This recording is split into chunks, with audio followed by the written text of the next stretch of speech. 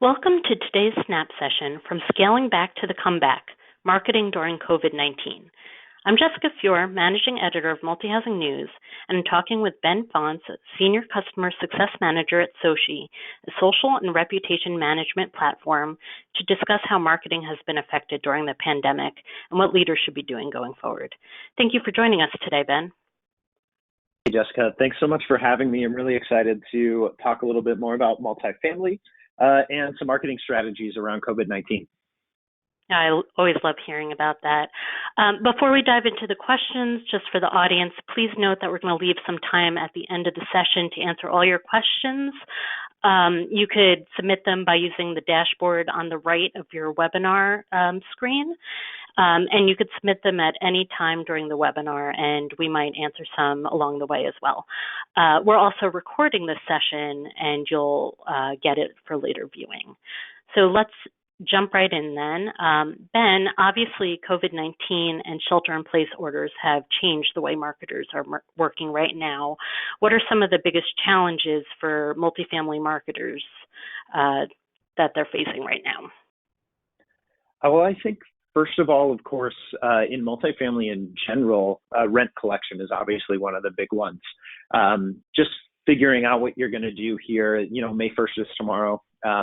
That's obviously going to be on the top of everyone's mind in multifamily. So just figuring out how to be proactive and how to work with your residents is going to be really important now, regardless of what form that is, if that's in person, over a Skype or Zoom call, or if it's, through social media. As far as marketing, though, more specifically, I think new leasing has certainly been one of the biggest challenges that I've heard around the industry over the last month or so. And it's really gravitating toward virtual tours. And the questions here are, is that here to stay, or is this just a flash in the pan? Is this the wave of the future? Some folks were already behind the 8 ball on this one, and they're definitely feeling that right now. So it's important to get content out there and get it out there now. So start creating your videos if you don't already have them. If you're going to make your videos look professional, spend the extra money to make them look really sharp and professional. Or if you don't have the budget right now, keep them loose and engaging and fun. Like, make it obvious that it's not a professional, beautifully shot video, but it's fun, and your property managers can get a little bit more involved and creative. Schedule your tours on Zoom and do be more proactive in those one-on-one online formats. Again, just be proactive, adapt to the situation on a week-by-week basis. And actually, Jessica, a cool example that I actually heard just earlier this week was self-guided tours is what one pair of communities was doing. And so they have signage all set up. They set up these self-guided tours.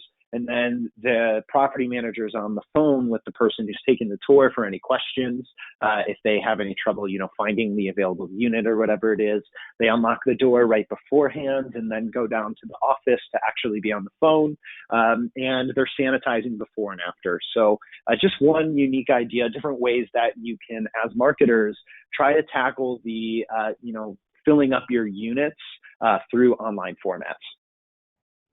I love that, and I love also that the property managers are on the phone with them, so it's not just renters wandering around not knowing what to look at.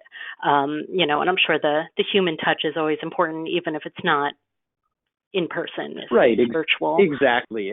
It even goes down to you think about like having to talk about how new the dishwasher is, and all of the brand new shower that you put in. So having those talk tracks are still important when you're going through those virtual leasings. And speaking of attracting new renters, beyond self-guided tours, how else could you attract people to your community?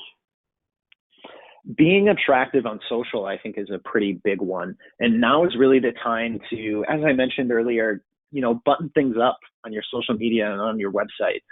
Take beautiful photos of your units that are available, all things on site. Take advantage of the opportunity right now to brag about some amenities that you might finally have the time to put improvements on. Maybe you can, go in there and clean out your gym and kind of refurbish some things and move some things around, and then post it on your social media pages, brag about it a little bit, get excitement from not only your current residents, but also attract new renters, and talk about how you've taken the time that you have available right now to improve your amenities. And it's going to help make your place look a little bit more attractive to someone, especially through virtual touring. They're going to stumble upon your Facebook page or Instagram page as they're vetting to see if this is a community that they want to live in. Yeah, and I love the bragging part. Now is not the time to be modest, right?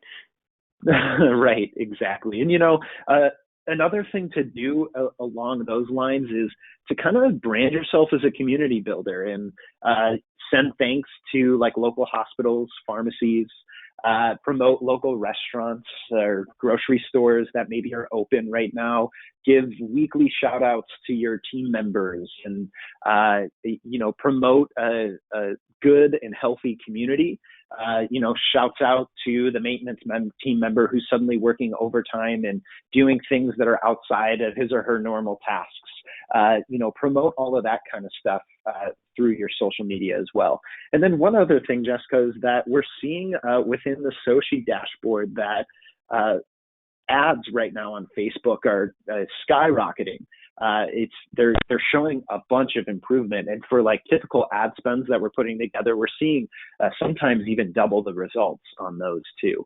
So it's even though it's important to be empathetic and not just completely ignore the situation in whole, it doesn't mean that you can't still run successful ad campaigns right now. Oh, sure. Take advantage of the fact that we're all sitting around on our social media right now. Exactly. Then what about current residents? How do you promote retention right now? Yeah, as far as a marketing perspective, just be supportive and engaging. Check in with your residents and ask them questions when you're posting on Facebook. And one thing that we have been preaching on the SOCi marketing team is making yourself indispensable, really.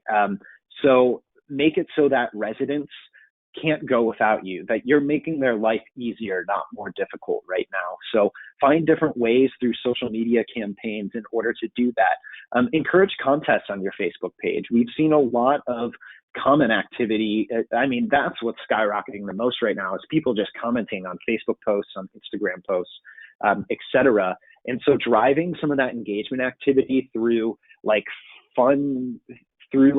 promotion of fun events and environments. So think about things like maybe having like a contest for who has the cutest puppy in your community, and have everyone That's a tough post contest. a comment of a picture of them.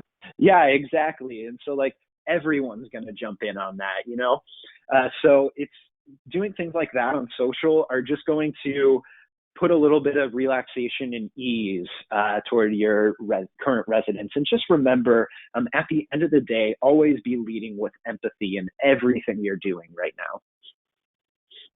That's great. And really remembering that we're a community and, treating them as such. I think that's such a great idea. And how do you make your property stand out now, when everyone is competing and cleaning? Yeah. I think you can be inspiring on social media right now. I've seen some really inspiring posts across thousands of properties I work with. And, anything from, I saw a balcony dance party at a senior living center that was cute and fun, and it got some, older folks out into some fresh air and doing something fun and unique and, just something different right now. That's going to be important. Anything from that to even collaborative spoofs within your team. I saw we had one internally on Mr. Rogers' Neighborhood.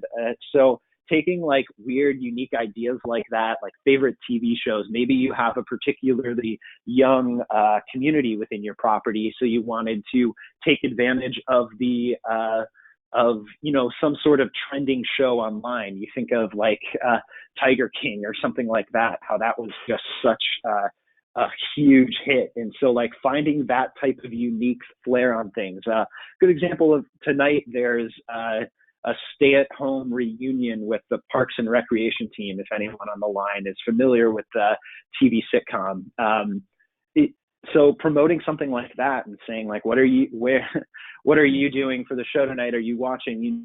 Finding those things that are going on online and posting them to your page is a great way to stand out among everyone, and giving everyone the ability to find your Facebook posts fun and engaging, but also inspiring as well, and just like heartfelt. And I mentioned it earlier as well, like being community builders, finding a local restaurant to promote with. Those are the different ways that you can stand out right now. Is there any type of content messaging that you should avoid, or you mentioned some of the lighthearted things? Should all companies veer toward that? Yeah, I think as far as the types of content to put out, initially it was very much about adapting to at-home life, and you can still definitely mix that into your different posting schedules. So, sending tips about setting up your remote office, or staying productive while working from home, especially if you have kids or something like that. Workouts that you can do at home, recipes with, minimal ingredients that you can whip together for your at-home lunch all of a sudden that you're having. So that was a huge wave at the very beginning of all of this. And it's still important to get that type of content out there, but moving forward, there's going to be a lot more problem-solving updates. What are you going to do about maintenance requests? Post that on your social media page. What are you doing about food deliveries? Post that on your pages as well. Package deliveries, do you have a new system? That's something to alert your residents about. You can do that through your Facebook page. Maybe you want to create a Facebook group even, and have all of these specific updates going directly to your community. They're getting the notifications from there then as well. And really, like, what types of assistance do you have? What types of assistance for delivering groceries? Do you have carts available? Is there any sort of pet assistance you have right now? Any sort of residence assistance that you can provide, be sure to promote that on your social pages as well. And then we mentioned it already, but I can't stress enough, community building and getting local guides to what's open is another good one too. So like which restaurants nearby are delivering, who's open for takeout, which grocery stores are open and what are their updated hours, and how you get to certain spots, and best practices with getting your groceries from, from the place to home. If you don't have a car, maybe, things like that are going to be important to post and get out there to your residents. I love the practical information that everyone is really looking for right now. That's great. Yeah. Yeah. So what strategy should people try to embrace with the new normal to stay safe while transitioning back to business as usual? Yeah, so it's important to start thinking about limitations and what the new normal really looks like as we slowly start to work toward opening back up as an economy in general, but also as a community. So think about how you're limiting hours in the office, or maybe you have to extend them and you want to have more one-on-one time available, but by appointment only. And so you need more availability because you only are allowed one person in the office or something like that. Setting different maximum capacities, creating maybe some sort of sign-up system for amenities, like say gyms or laundry facilities. Maybe have a sign-up system, so you have to sign up for certain time frames through, an email process or something like that. Requiring masks and gloves. I know I myself, I live in Chicago, and starting May 1st, it's a requirement to have masks on. And that will include being within common areas of the apartment complex that I reside in. So, I got that information via email, and then I saw that my property later also posted about it on their Facebook page. So that type of update is going to be important to get out to your residents as well. Be sure that you're setting up like sanitization stations, and you have a process ready to go for all of that, for your amenities, for your common area. Just make sure you're ready to go for when you do start slowly opening up. Set timelines and be open and communicative with the people who are living there.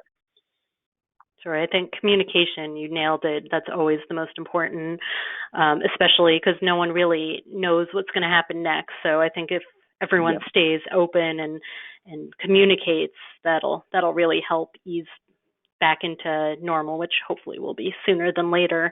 When that does happen and people, are back to business and start going out and about more, should the community celebrate and have like a grand opening, or what's that strategy? Yeah, it definitely doesn't hurt to put together some sort of social campaign behind reopening your gyms, your pools, your rooftops, and those can each be their own post over a week, maybe. And maybe you don't want to open them all up on the same day. And so you can have like, this week we're opening up the gym for signups only. You can, register for your gym times here, no more than 2 people, get that communication out there, and then talk about it for another week and build up a little bit of excitement. Absolutely. And then maybe a couple of weeks later, you're reopening the pool because, you found out new information. So you're saying, based on what, and always be sure to quote your governor, or say according to our governor or according to the CDC, we have this makes sense for us to do now. Make sure that you're also, as part of those campaigns, folding that in, that reliable resources, people who you can trust, that are the ones you're getting that information out to your residents and giving a good understanding of why your pool is opening, not just because we want to get back to the new normal, but because this, that, or the other. These things that we found out made it so that we feel comfortable opening our pool, no more than 5 people at the pool at a time, or however big it is. It just kind of depends. Oh, sure. And then what about afterwards? Are any of these changes marketers are making now, do you think they're going to continue, or is it going to be completely back to how it was in the before time, as I call it? Yeah, I think we're gonna have to change things, at least for long term. Maybe not for forever. Maybe a vaccine can change things and change our opinion of things. But this is gonna stick with us, I think, as a society in general. We're never gonna forget the time that we were all quarantined for months at a time. So I think it's gonna become a social norm to potentially, be socially distant for longer than this is even an issue, to have maximum capacities that are more restrictive of personal space, and to also just be more cognizant of the germs that we're all spreading even after this, even with, the normal flu or anything like that. I think that also on top of that, from a marketing perspective online, virtual tours will be here to stay. It's going to be, once you get in the hang of it, it's a lot easier to manage them. It's really, really great time saver. And it can get you additional leads, and it gives you the ability to qualify leads before they're actually even on site. So virtual tours, I think we're going to find stick, and it's going to be because once we all get in the flow of things and it becomes more normal for that to be the way that you find an apartment, people are going to jump on board, just like really anything else that technology can bring us. It's just about the adaptation. Oh, sure. Could you talk more about virtual tours? How could marketers best optimize their leads from them? Yeah, I think it's not so different, your optimization on virtual tours, as meeting someone in person, especially if you're doing those over a Zoom or something like that. Now, if you're creating videos and that people are going to find on your website or on like a YouTube channel, and you're promoting a full video tour, or another one that's been increasingly popular is like the Google 360 tours, or the 360 imagery, where you can put together like a 3D tour. Those types of things are going to be a really great way to just weed out people who aren't that serious before you've even had a touch point with them. Another similar thing that is going to be really helpful is messenger bot activity. So, having a messenger bot on your website, on your Facebook page through Facebook Messenger, those 2 channels particularly, that's a great way to weed out some of those not as serious leads without even having to actually lift a finger yourself manually. So look for those 2 trends, virtual tours messenger bot activity, automated messaging there to kind of generate leads at mass. And that's been we've seen a lot of success. We're betaing a product right now. We've seen a ton of success with it already. Oh, that's great. That's really cool. Well, those were all of my questions. Let's turn it over to the audience. So first we have a question. What platforms do you think are the best for communicating with potential residents right now, or current ones? Current ones, I would say point your current ones to your Facebook page and be religious about updating it with communication that's important to them. For potential ones, Facebook is definitely also very, very key there. But don't forget about Google Posts and the power that can provide you. That is where most leads find you first, is Google. So if you can have, a post update on promotion that maybe you're running around COVID-19, so that they're seeing it right away before they even get to your Facebook page and start, filtering through all of the posts that you've created. You can have a Google post that's sitting right there at all times, and you can, post it every couple of weeks, because your Google posts do typically get hidden after about like 14 to 21 days. So maybe on a monthly basis, be sending out a post promotion on what you have going on, and then also some like amenity updates, new photos that might be in of open units. Those are the types of things to put on as a Google post. Okay, great. Do you have any tips for creating new content on social? And do you recommend having a specific time or day to post? For content on social, driving people to your website is still a really great tool to use. But video content is just thriving right now. TikTok's an interesting thing to bring up here as far as what's trending right now. And just kind of in general, video is just skyrocketing across social, and social is where everyone's going right now. So fun stat for you, Jessica. The top 5 apps in the last 90 days that were downloaded across Android and iPhone were all social media apps. It was oh, wow. It was TikTok. It was TikTok 1, Instagram 2, Facebook 3, Facebook Messenger 4, and 5 I think was LinkedIn. Those are the top 5 apps in the last 90 days. That's crazy. I guess we all had to start practicing our TikTok dance. Yeah. We've all got our own one, right? Yeah, you don't want to see mine. Well, that leads into the next audience question. Do you recommend investing more in social right now? Yes, absolutely. Now is the time to invest in social, because it's where you're going to need to go to get your leads. Okay. That sounds good. I think it's pretty simple. Do you recommend one social media platform over another? No, it's driving engagement across the board is going to be most important. That's what's going to be best for your search engine optimization as well. And of course, SEO is going to drive more leads as well. And being visible on Google is more important than ever. And so Google is really taking all of that into account. How much activity are you getting on your Facebook page, on your Instagram page? How quickly are you responding to your reviews across all of your review networks as well?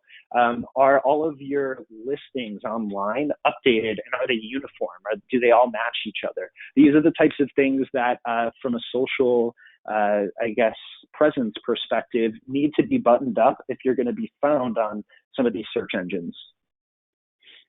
And do you recommend having like a broad content strategy across, or do you have to tailor your posts depending on which site you're on? You could do it either way. I mean, Instagram and Facebook are definitely two different strategies. Instagram, you want to think more of what does your profile look like? What story does it tell? So do you want your Instagram page to be a place where when people find it, they're looking through beautiful shots of units and balcony views and, your beautiful pool setup?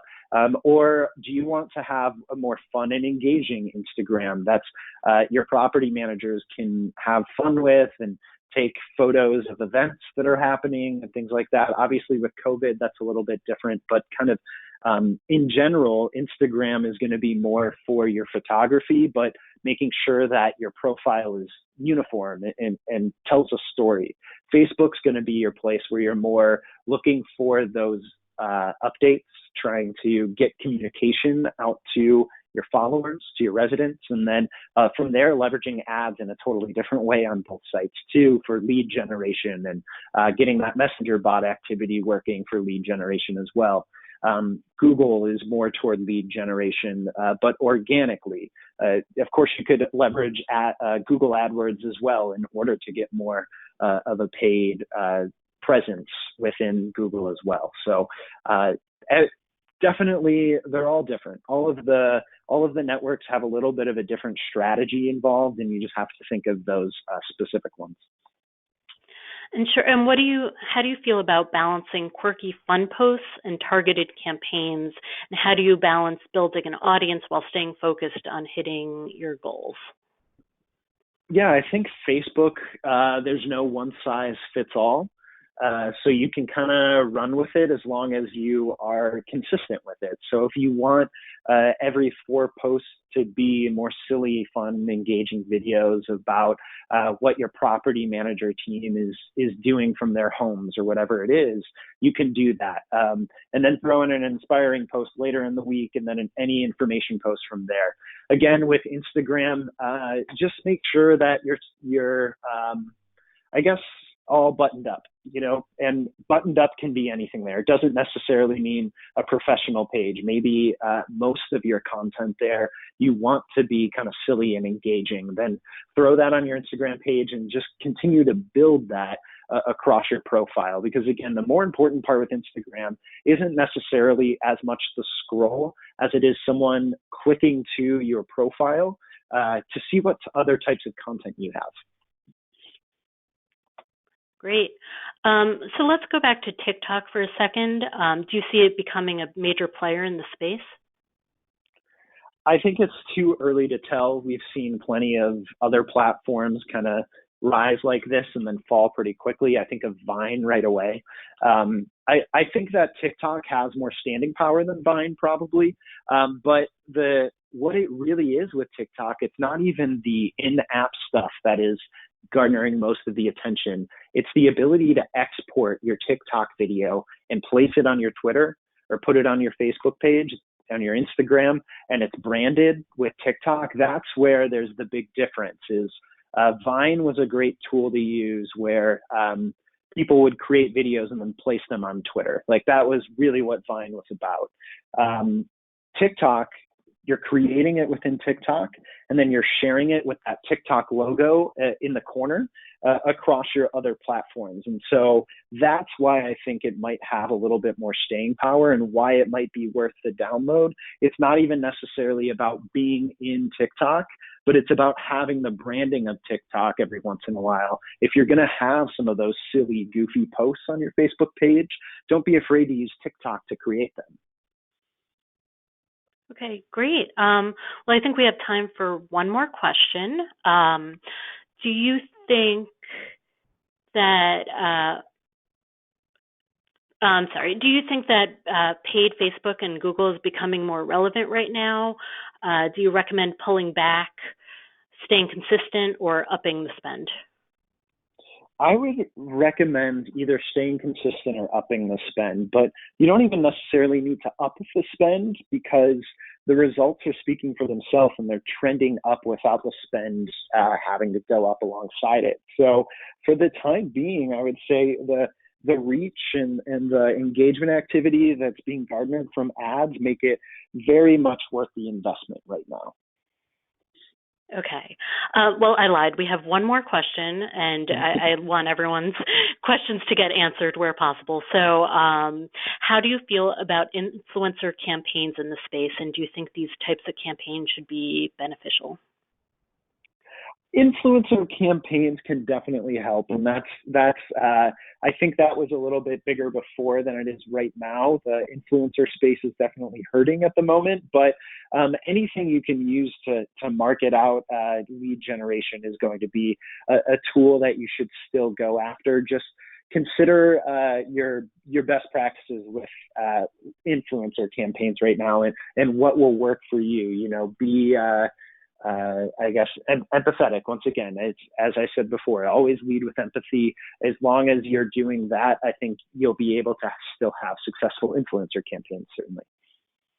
Oh, that's great. So I think the major takeaways I got from this are empathy and community, which I just think is great. Mm-hmm. And with that, I think we are officially out of time for real this time. Ben, is there a way for people to reach out to you if they have any more questions? Yeah, and if you want to go back to the last slide there, you can actually reach me at my email address, which is first name, last name there. So Ben Faunce at meetsoci.com, MEET SOCi.com. And you can also find me on my LinkedIn page as well. Feel free, anyone who's on, to add my LinkedIn too. Awesome. Well, thank you so much for joining us today. And everyone will receive a notification when this recording is available. And thanks again to Ben Faunce of SOCi for a very informative session. So take care, everyone, and stay safe. Thanks. Bye. Thanks, everyone. And thank you, Jessica.